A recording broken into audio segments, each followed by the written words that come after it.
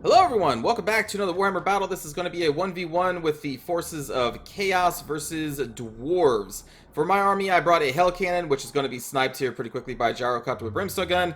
Brought Kolek, 2 Forsaken, 1 on the flank, 1 on each flank. The other one's going to be the Demon Spew. Main line is 4 Chaos Warriors with great weapons, the Sorcerer of Metal, because he's metal as F. And then we also got the Weird Spawn with their Sundering, and the Archaeon's Boys, Sword of Chaos, with their Guardian trait that protects all nearby lords and heroes. The dwarf, of course, brought those gyrocopters. They also brought a front line of dwarf warriors with great weapons. We have some 3 of them, or is there 4? I thought there were 4. I guess it's just 3. Behind them, we have Norgoming's Ironbreakers and Ekron Miners. We also have 2 additional dwarf warriors in the back, 2 Slayers, the Goblobber, a cannon, being led by Thorgrim Grudgebearer, and a Rune Smith. And oh my god, if there is the slightest inclination of a hill in a map, the dwarves will find it, and they're going to put their cannons on top of it. So, like, the only hill, well, I guess there's one over there too, they found it, and they're setting up camp, and they are going to sit there. And they are going to slowly shoot us as we approach their army. I want to try and get this Hell Cannon in a position to start firing, because right now, my Hell Cannon is about, like, this range, I think, because the dwarves deployed a little further back, I think, probably to secure the single hill in their area. So I'm not going to be able to get a shot on them. Honestly, I probably should just at least try to shoot the gyrocopters. But this thing's going to die. It can shoot gyrocopters out of the air if they stand still. It is possible. Especially if you manually aim it. I don't know, maybe that would be harder. I'm not sure. But anyway, my Demon Spew are going to be targeted by the Goblobber. My Swords of Chaos are going to be targeted by their cannon as we approach. I'm just going to fast forward to this because it's pretty boring. We have a very, very long way to walk across open terrain against the dwarves. So my Demon Spew are going to get pounded. And right now I'm just kind of whipping them around the flanks trying to buy time because I don't want them to go in by themselves. That's kind of the problem here, is that my Chaos Warriors are pretty slow. These guys are pretty fast, but at the same time they're going to get just kind of hammered by this Goblobber because it's really accurate since it is a renowned artillery piece. So these guys are just going to get just plastered. Trying to get these Swords of Chaos to whip around to the side of the tree or the side of the hill so it's harder for the cannons to shoot them. And also force them to continually move back and back. And I'm just going to have to go for it. So we're going to slam the Swords of Chaos in there. We're going to slam Kolek in here. I'm going to try and pull my Forsaken over here to intercept these Slayers from getting Kolek. My Hell Cannon is destroyed. Gyrocopter is going to start spewing their Gyrocopter goodness on Kolek Sun Eater. So I'm going to definitely need to get these Swords of Chaos closer.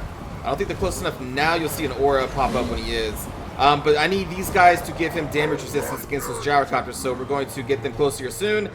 Demon Spew, I think, maybe see combat briefly. I want to try and throw them against the other group of Slayers, but then we're also going to get with the Rune of Wrath and Ruin, which sucks. Going to get the Weird Spawn on the right flank, and soon the Chaos Warriors are going to go up there a little bit at a time. Going to try Final Transmutation here. So we got, what, 4,300? Let's see how much happens at the end of this. Final Transmutation is good against single targets. Not as good against infantry. That was shit. They do have magic resistance, I guess, but I wanted to try it against dwarves. That's not really that great. That is a super expensive spell. But anyway, right now we have the Guardian trait on Kolek Sun Eater, and you can see he's being focused down by the Gyrocopters, but he is taking 36% less damage from them. Here goes the Transmutation of Lead to try and assist this fight with the Forsaken and the Slayers. My Chaos Swords of Chaos going after these Dwarf Warriors, and then Kolek going after the Ekron Miners. So I'm going to eventually get over into the Norgoming's Ironbreakers. They're going to be dealing with these Chaos Warriors. You see our Chaos Warriors have routed their Dwarf Warriors, and these Chaos Warriors are going to go over here to back up the Weird Spawn, who are dealing with Dwarf Warriors. Dwarf Warriors' great weapons and the Rune Smith. We are taking a lot of damage, but they are unbreakable, and they will be applying their Sundering trait to all of these units nearby, which makes them easier to kill. Swords of Chaos going to try and plow into these Goblobbers now that we have routed the Cannon Crew, which is going to come back to try and get back on their guns. We're also killing those Slayers with the Forsaken and those Chaos Warriors.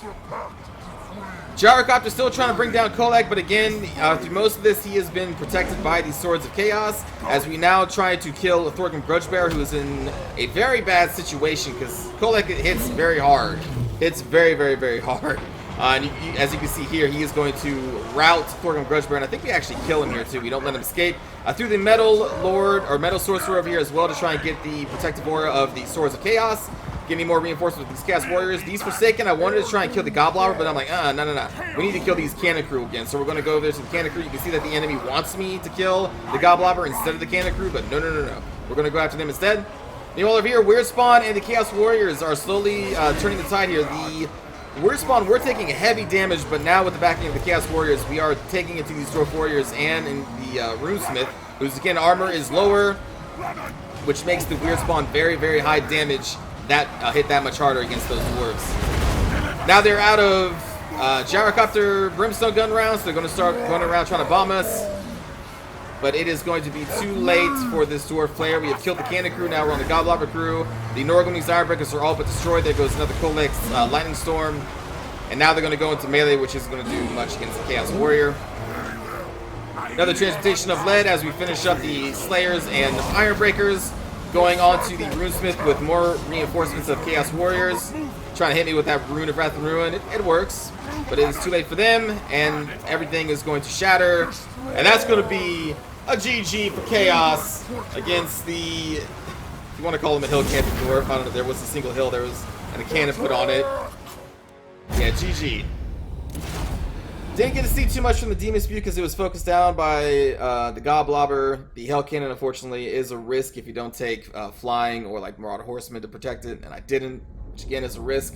But I wanted these 3 units. I wanted another Forsaken on my flank. I wanted Kolek, and I wanted a Metal Sorcerer, and for the Chaos Warrior is a great weapon. So like there was no money left over. Like I felt like that was essential for the build, and it still worked. Like the Hell Cannon was taken out, and I still managed to win, so it was no big problem.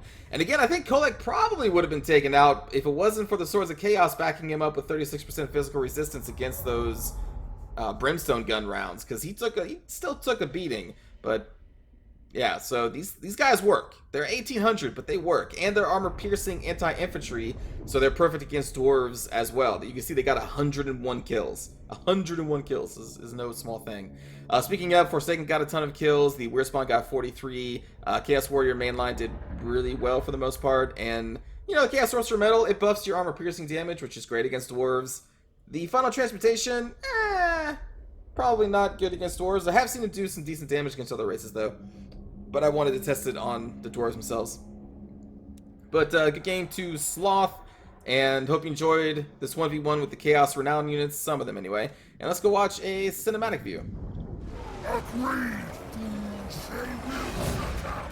Go get him, Swords of Chaos.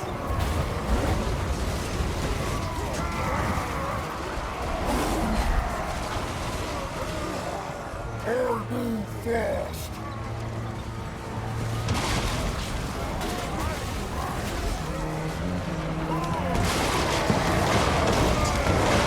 So yeah, those Slayers are coming for Kolek, so I intercepted them with his Forsaken. Chew on that for a while. Kolek ran a little far,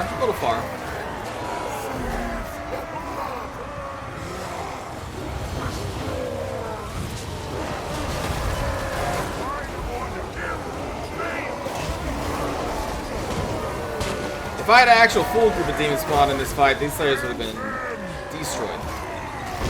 So it was a good choice in killing them.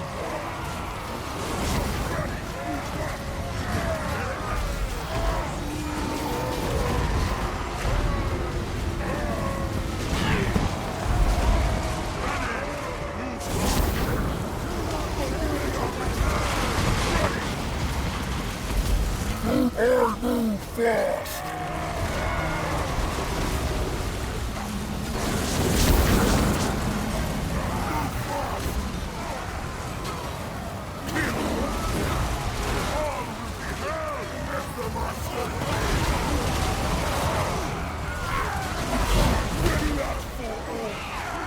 Thorgrim, you are outmatched here, buddy. Moving quickly.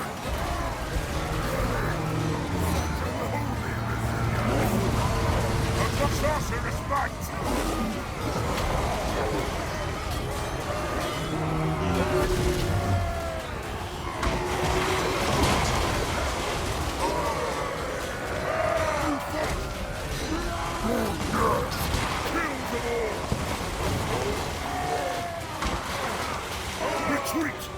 I move fast. Very good. You know, with the Renown units and the units that were added to the Chaos faction, God, like 10 months ago, they're starting to kind of almost feel like a full faction, kind of, which is kind of sad to say. But they were so bare bones when this game was first released. It was bad. It was like, Jesus, what they do to Chaos.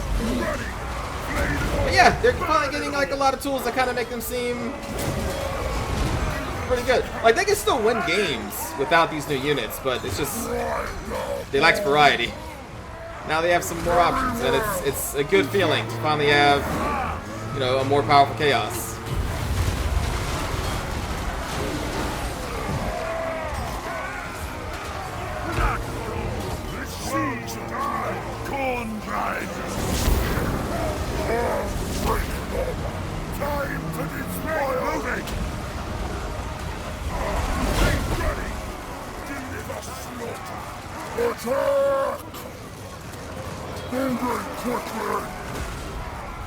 Since hero sniping is such a big deal in this game, especially against Kolek because he is such a large character, I'm gonna say, like, I think the Swords of Chaos are a near must, especially for Kolek because he is so big and easy to snipe.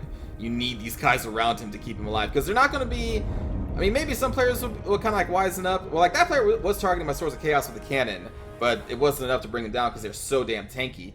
But I think in most cases, people are gonna be like, oh, I need to bring down, you know, Big Daddy Kolek here, and they're probably going to not focus down your Swords of Chaos, and they're going to try and focus them down first. I don't know. We'll see. Some players may focus these guys down first. I'm not even sure which one's better, honestly. Do you spend time trying to take out these very tanky units with a high set of hit points, or do you just like, well, let's just try and chew through that physical resistance? I don't know what the better call is there. I really don't. I do not know. But I think that these bodyguards are amazing for the Chaos roster. Super expensive, but really, really good. Anyway, thanks for watching, everybody. I will see you all next time. Take care.